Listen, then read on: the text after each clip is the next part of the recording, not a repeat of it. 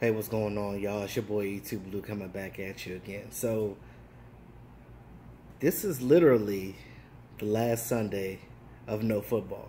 Do you guys realize that? Next week is training camp, and then preseason, and then the regular season starts.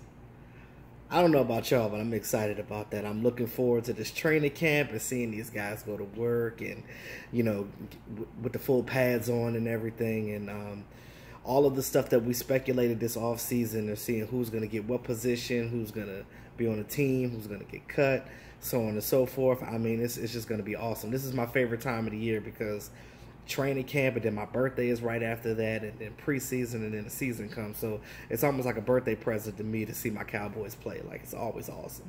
So I just want to talk a little bit about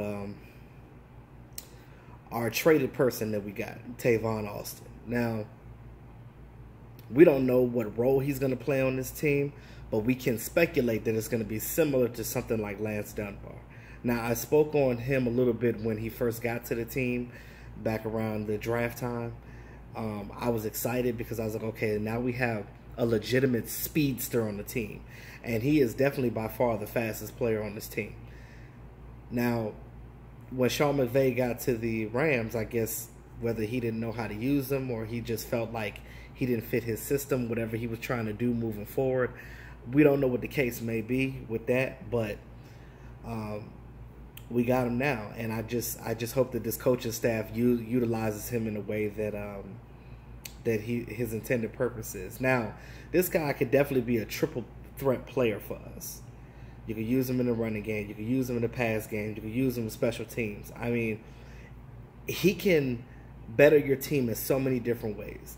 You don't want to put him in certain set packages to the point where he gets in the game and other teams look at it like, oh, we already know what they're going to run because Tavon Austin is in the game. That's what you don't want to do. That's the mistake that we cannot make. Now, what we need to do with Tavon, we need to literally take him, put him in, have him in specific packages, but move him around. That way, the defense don't know what the hell we're going to do with him. We have the perfect offense and the perfect guys on this roster, on this offense, for trickery and utilize things and keep things fresh. So even when they're looking at tape, they don't know what's going on. I mean, one game you could literally have Tavon Austin line up as a running back. You could put him on the outside as a wide receiver, running a slot route, sluggo. You could have him doing you could even have him run up a 9 post all the way to the end zone because he's fast. I mean, he can catch the ball downfield as well. You can use him like you did with Lance Dunbar, where you can, and Lucky Whitehead, when we had him, you could do some jet sweeps here and there. There's so many different ways you can do it to open up the pass game because you still got that threat of Ezekiel Elliott. They know that he's going to run. So you can have both him and Ezekiel Elliott in the lineup, take the fullback out, and you got your tight end and a wide receiver, and like I said, you could use one of the wide receivers to block, you could use a tight end to block, and then basically your plan is to just get Ezekiel Elliott. You could fake the handoff up to him, you could throw the ball into the flat to Tavon, and he's just gone. Wide open space because they're thinking that Ezekiel Elliott's going to get the ball. I mean, there's so many things that we can do. I mean, just looking at this from a fan's point of view, looking at the possibilities. I'm not, like I said, I'm not a coach. I'm not in that locker room. I don't know what they're going to do. But again, having played football, definitely not at the NFL level, but when you've played organized football before, you got an understanding of how to do certain things. And if you played organized ball, you've had to play schemes against defense. So you already know what you're talking about. So with that, you basically have the opportunity to just have your way, pick your poison offense. I mean, because like I said, we got the talent right now. We do. Because, again, you forget, Dak has the threat to run too, because Dak can still run the ball himself too. I mean, there's so many things. I mean, the run-pass option, That's going to be right up Dak Prescott's alley. And that's why I said I know for a fact that Dak Prescott is going to be a better player this year, because he has the younger, faster players to do it with. And I'm loving the chemistry that they're working with right now.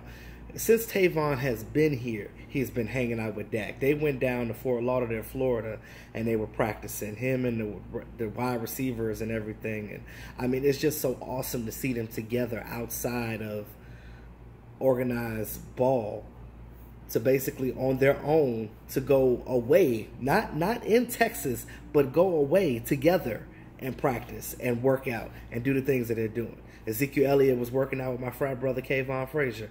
They were in the gym working out too. Like, I just love how not just the positions, but just players, offense, defensive players working out together. I mean, it's awesome. I don't think I've really seen this before.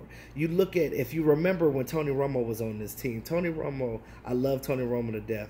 But when he was the quarterback of this team, he had his cliques. He had Jason Witten. He hung out with DeMarco Murray when he was here. Like, he had his cliques. He didn't really interact with everybody as a whole. What I love about what Dak Prescott is doing right now, he's speaking to everybody. He's hanging out with different position groups. He's doing what he needs to do to be a better leader on this team, because he now knows that this is officially his football team. He is the leader of this football team. He's a quarterback, whether you like Dak or not. You have to give him respect. The fact that he's 24 years old and he is as mature as he is, and he's trying to do the right things as a quarterback. I mean, I have to give him a hand clap for that, because of the simple fact that he has the sense to do what he needs to do to make himself better and his offensive side of the ball better.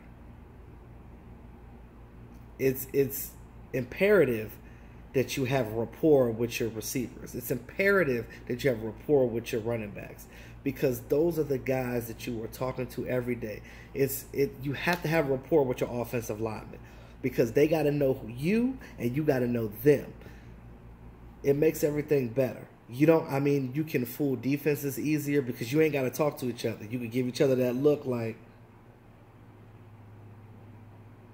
yeah, head nod, an eye wink, a head rub, a shoulder scratch, anything. They're going to know what you're doing because you guys have that chemistry. You guys worked it out. You talked about it. You've gone on vacations together. You met each other's families. You know them inside and out. You know more than just the football side of that player. Because as fans, we forget that these players are human too, and they have lives outside of football. But within that life, football still resides because it's their job. So whenever you can incorporate your personal with your work and succeed and do the things the right way, hey, I'm all for it. Because I don't mind them having fun as long as you get the job done. Because, again, they're young guys. They work hard the majority of the year. This time after minicamp, in between training camp, is the real only offseason they really have.